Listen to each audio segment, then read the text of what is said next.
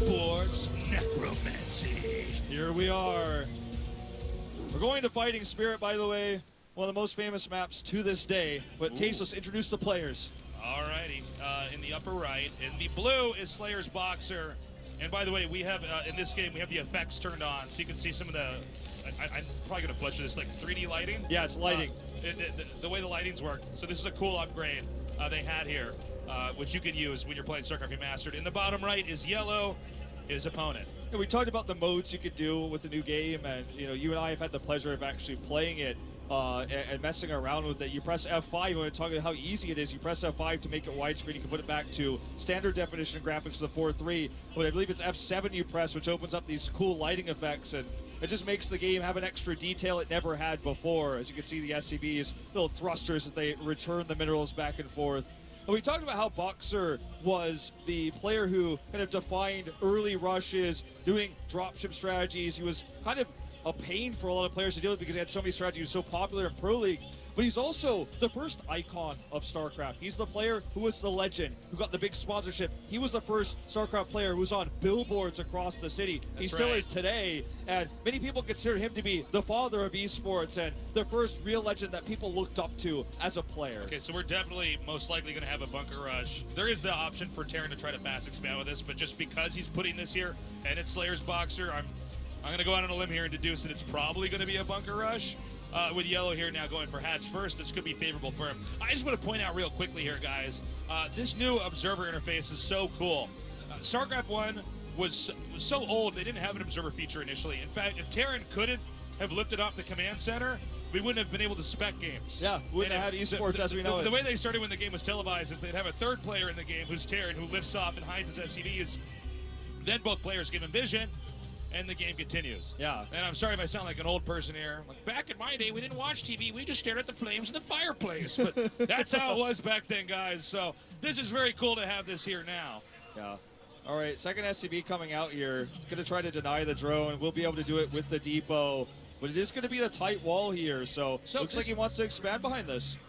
Yeah, I think he still might make a bunker. Sure. Oh, no, you know what? I might be totally wrong here, guys. Let's see. The Marine's coming out now. Now, this may just be a feigned pressure build. We'll know how much he's committing to by how many SCVs he sends. Sometimes you see 2 bunkers planted down and here. Look at this, even the respect from YellOw, he knows he pulls 2 drones immediately. And even if you just start a bunker, it can force a reaction like this. Drones off the line, so much more drones here pulled here for YellOw than are for Boxer, so he gets an economic disadvantage as a result, and this bunker, of course, can always be canceled, so he's just going to back away. And this is one way you bunker rush. You don't commit. It's not the all-in version where you pull a ton of SCVs. It's just a few here, just the 2. Gets the cancel, gets most of the money back, and now he can transition back at home to the CC. He has the factory tech available as well. Yeah, this is kind of cool because it looks initially like it's a pretty aggressive bunker rush, but the Terran can safely retreat. And what the Terran's doing now is teching up here to a factory. If I was a Zerg player, I would have assumed there's a command center being planted down here behind this. But to get the quick gas is quite interesting. This may throw YellOw off. Sometimes in StarCraft, the Zerg has to constantly react and monitor what his opponent's doing until the Zerg can take a certain form based off the tech they've acquired, the macro engine they've worked up to then begin to punish the other player. And especially in a TVZ, that can start very early on. But every time Terran takes a risk or deviates from the norm, and a lot of more Terran players have a more orthodox approach to this matchup, the Zerg can end up very much so ahead. Yeah. And well, right now, we see the tech in the main base. We don't see the CC coming up just yet. He could, of course, add that later, but there's just no vision here for YellOw. He didn't want to send Overlords out early because he knew it might be that heavy commitment to Marines and a bunker rush, so his Overlords could have gotten caught on rally. He just doesn't have a lot of vision. As you can see on the minimap, StarCraft is a game of limited information, and it's dark there on the right side because he just simply doesn't know what is coming. This is going to be the first real double check here with it looks like just a Zergling coming across the map to see what he can find, but there's just no way he can know if there's a command center there, a starport, or hell, could be 2 starports in the main base, could be an all-in follow-up here from Boxer. There's just no way he knows, so he has to play carefully here. He's even adding that layer right now. And there's no CC. Just going to be the tech follow-up here. Just the single starport. And in fact, that machine shop is researching. Yeah, let's see what exactly he goes for here. The fact of the matter is this is not a standard approach to a TVZ. So Boxer's trying to play out of whether it was the meta of the past or the meta of now. This is not what you normally see here. And if you could throw off a player like this, for instance, getting vultures here with spider mines, I'm assuming, or vultures with speed can also be viable, and dropping them, the Terran may perhaps be assuming there's going to be a push, and therefore his main is absolutely safe. Speed vultures can outrun Lings forever, as long as they have enough surface area to maneuver around. And with a layer tech on the way here, this may heavily punish YellOw, who is only just now going to find out that there's not been a command center at that expansion all along. Yeah, it's going to be this first glimpse of it. This making a Hydrogen and a Spire here, so both forms of tech. And 2 vultures out now, and no research here, of course, on the control tower. You might even see the vultures go out for a poke, then later get dropped, as he is going to lift this this barracks here and send the vultures across the map with speed. So, gonna come over here and look for some harass. But again, YellOw's been playing safe all game. He pulled the drones early. He's gonna find these vultures. Now, this is gonna be a good trade here, but this is the dropship follow-up I was talking about. The Sunken makes it impossible to attack the front directly, but the dropship will make it possible. Remember, we were talking about this from the beginning. Boxer was one of the first players to actually do this. He's gonna do it again with that dropship. He's gonna look for massive drone damage in the main base. Now, time is critical. He has to get inside the main right away and take out as many workers as possible. The Spire is on the way. We have one drone coming out here to make a third hatchery, although that's not as impactful as what's about to happen next here. These Lings are not in position in time, and with 3 vultures here in the main, this is going to be tough as long as Boxer can control these vultures properly. Ooh, actually messes that one up, but gets another one. The 4th one actually unloaded here, so you were correct. It was the 4, but not all in the same location, forcing the split defense here from YellOw. Several drones have been killed. Needs to get the dropship back over here to get the vultures if he plans on saving them. Looks like he just wants to sack them here and trade for drones, which is obviously going to be an advantage for the Terran. These vultures are so cheap at 75 minerals a pop. This is amazing right now for Boxer, the damage he's been able to do. I am concerned, though, with the overall tech pattern that Terran's gone for here, that he might end up getting punished later on. With Hydras, as well as Mutas we see just now hatching, what does Terran actually have at home? And with the dropship out of the game, what other options really are there? It looks like he's scrambling to get some defense up here, but he doesn't have anything in time. Yeah, and YellOw, I think, may punish Boxer here and end up taking a win. He has a few Marines, right? He's going to have this ragtag group of units. He's going to try to get the first Goliath out. The eBay isn't ready yet for the zones. He has 1 Valkyrie and no micro here on the Mutas. The splash damage is real, and they're going to be forced away, so he saved this up for now. That was the most dangerous moment with the heavy commitment of gas to the Mutas for Boxer, and with that tiny ragtag group of units, he survives the worst, but it's not over yet. Now desperately trying to get up a missile turret here, and that first Goliath is on the way. He's going to come in here with a Scourge and try to hit the Valkyrie, and it works! And therefore, there's probably not enough on the ground here for the Terran. Second Valkyrie, though, needs to micro those Mutas, and the turret is almost ready, and yet again he's pushed away. Killing the Valkyrie was the most important part. But that natural, it's mining. He's not using the mobility of the Mutas to try to harass 2 fronts because of that Valkyrie, but there's a turret up here now. Can't find much else, and he went for the kill instead of the economic damage, which means Boxer can now try to recover. He has Stim on the way, and the Bioforce is getting larger by the moment here. I even have a Goliath out here in just a moment to help stave off the next attack. Yeah, I think even if he gets the Valkyrie here, he might end up with another Valkyrie popping out. Now, the turret's there, but the Mutas do not have to engage, and in fact, they're going to be taking out a lot of these SCVs. Second Valkyrie here. Again, it's about the micro. Using the Scourge at the front here. Boxer has to be very careful with how he pokes this down. Oh, the pain is real. That was great control. I can't believe he actually kept that alive. It's insane. He almost actually lost it there, but looked to get the greedy kill onto those Scourge. And YellOw has taken this hidden third base. This is common, of course, for the Zerg to take a base to the bottom left. It's hidden per se, but it's what Boxer's going to be expecting in terms of third bases going on till later stages of this game. Okay, YellOw may be a little bit too ambitious here. With the Valkyries actually out, 2 of them. By the way, the Valkyrie is a very difficult unit to control. There were whole periods in the StarCraft 1 meta historically where it wasn't really used because it is a buggier unit. But hold up, he was safe from the air, but what about the ground? The Lynx can now spill through here. The Muta's going for the kill move here on the tank. Okay, he needs that tank. He doesn't have siege mode yet, it doesn't look like here. He has the comsat scanners, but this is not a tight wall. Link stream through. He's looking for the siege tank. Doesn't find it here. That's the crux of this defense, along with that comsat scanner here. Medic's buying some more time. He needs that siege mode desperately to repair here, with just a single SCV. He's going to save this off for now. Now, is he going to try to leap forward here? I think he's hemorrhaging too many Zerglings. But let's see. There's a possible follow-up attack. Is he going to go for it? He's going to go for it. Here we go. Turret's in position. He needs that siege mode. He doesn't have it yet. Stim is used on these Marines. Doesn't actually get into position. He's just trying to use the range of the siege tanks here. Great micro by YellOw, repositioning that first lurker. Now this going in. The scanner is in the way here. If the turret's taken out and the scanner goes down, I don't believe he has a science vessel yet. At least we don't see it because we've been focused on Valkyries. He needs a scan here. There it is. Siege mode is ready. Good micro here by YellOw. He saves every lurker. And now he's got the third base economy. It's ended up being a pretty good trade for him. The follow-up attack is moving across the map, getting macro hatcheries up as well. He's actually, he might be able to fish the Terran forward and then dive in with the next group of Lings and Lurkers. Needs to not lose any more of these, though. 3 more going down. He saved them initially. This is going to be an expensive cost here. Just wants to brute force it here. Siege tanks in the front lines, very vulnerable. Scans go down. Gets both the Lurkers, though. And now he's just bleeding units at this point, Tasteless. A pretty ambitious play there from YellOw. I see the idea behind it because of the wonky tech path there from Slayer's Boxer. Even though there are threats woven in to that style of play from Boxer, there's also an obvious lacking amount of core Terran units sometimes for these when you get to a certain point in the game. So Zerg can try to come in there and kill him, but with Boxer's great control, he's basically weathered that storm, and he's now in a pretty comfortable position to continue to macro up. He has a decent number of barracks. He's making tanks. I'm assuming we're going to have science vessels in play coming up here. The facility's on the way now, so he decided that he wanted to save his gas, so making sure he can get the siegemen out just in time, putting that gas into the siege tank defense. Science vessel is going to be completed soon, so we'll have that for detection. But let's not forget, even though the attacks have failed, the tech is moving forward for the Zerg as well. It's moving closer to those defilers, those dark swarms. He has lurkers, of course, on his ramp to the bottom left.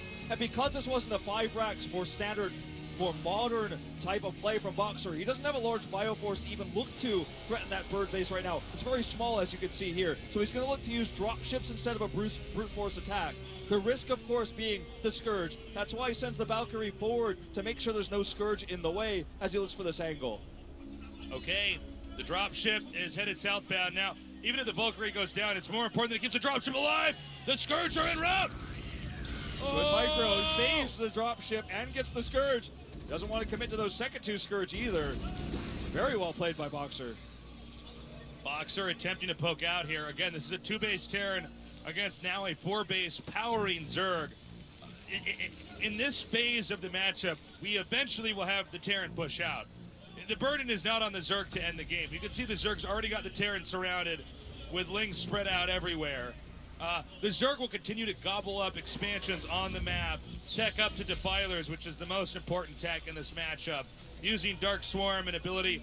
Oh, he's actually going to get Guardians here as well. Looks like he wants to set up a contain. Look at the minimap. He's basically just fanning out all this anti-air, the Hydras, the Scourge. Doesn't want Boxer to send any more drops across the map. Wants to contain him on 2-base. But it's tough to contain a Terran that now has vessels, has that massive bioforce, doesn't need to commit to drop ships. He has that brute force attack he can use. It's going to be about the Defilers to buy time here with the Dark Swarms to keep these bases alive. But you have to think that if this attack fails, definitely advantage YellOw moving forward. Well, YellOw can do it. It's going to come down to the control. This is very tough. These guys have a lot of control groups selected. Oh my God, Beeline barely does not take out that science vessel.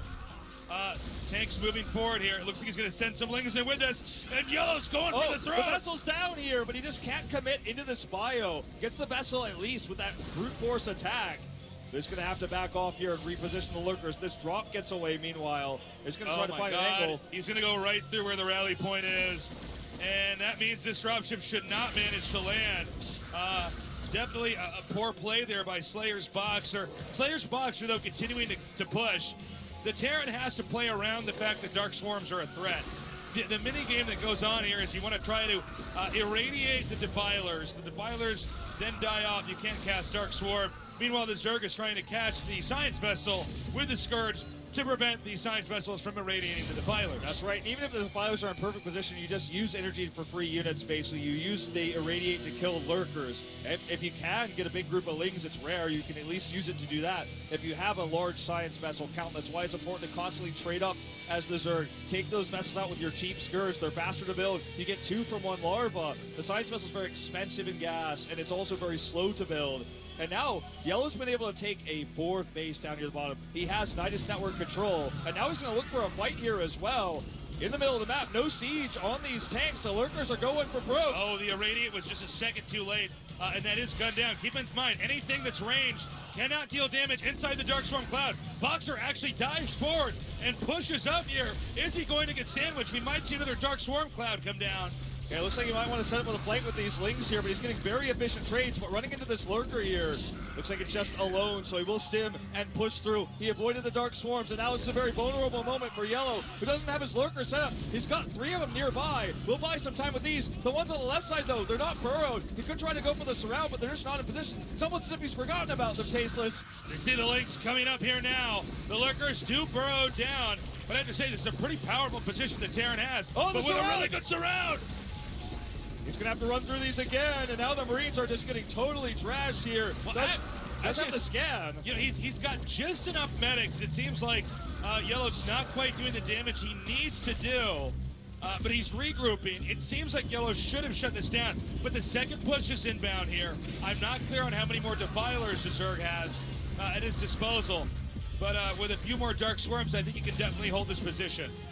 This vessel looks like it might want to try to go for a solo eraser attack here, or maybe even just take out another lurker. Maybe not enough energy, or he wants to just move back, keep it with his army, headed over there on rally. The unusual late game Guardian here coming out. Don't see that as much in modern day. Sure, we saw it recently in the ASL, of course, over to Freaka, but we'll see if we can actually get some harass done. Meanwhile, this Zerg army's going to get trapped. The Guardian's now so much more important.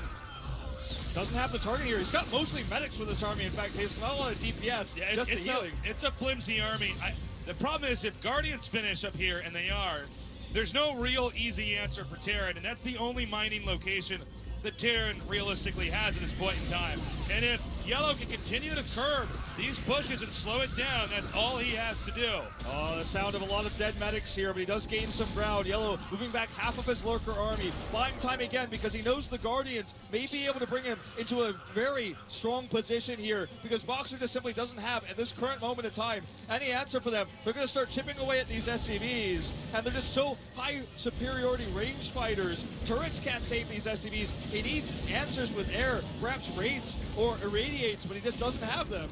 Yeah, and with Ultralisk coming out here, that's when the army is beefy enough. It can take on basically anything. We see the medics are going to be cleaned up here, and with no mining expansion, I gotta say, I think YellOw should be taking this game.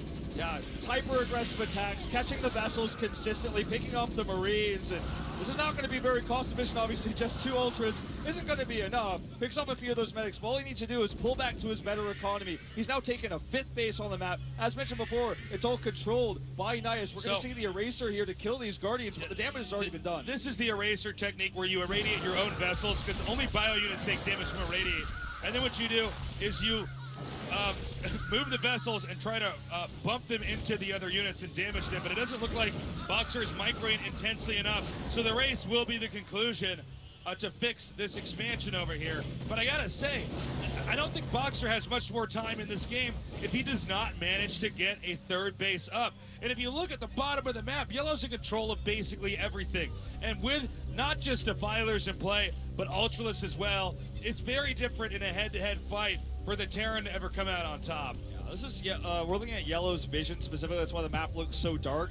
And he knows that he's basically got Boxer contained right now. He sees the drop ship, and so he's got this massive control on the map, and Boxer's just struggling to somehow get another Bioforce and move across the map. But we have the Nias, as we talked about. Defiler tech has been out for a long time. We've got Ultras and even Greater Spire. So all YellOw needs to do is take the safe, slow approach to finishing this game, and he should have it. Just dealing with these drop ships, and now moving in for the kill blow. Okay, we have Marines here, but not enough medics. Irradiates are going down, but when the Ultras come in here, they will have to kite backwards. The Lurkers now coming forward. They will have premium position over this expansion. The SUVs need to be evacuated, and I believe this is the beginning of the end of this game. There it is, GG.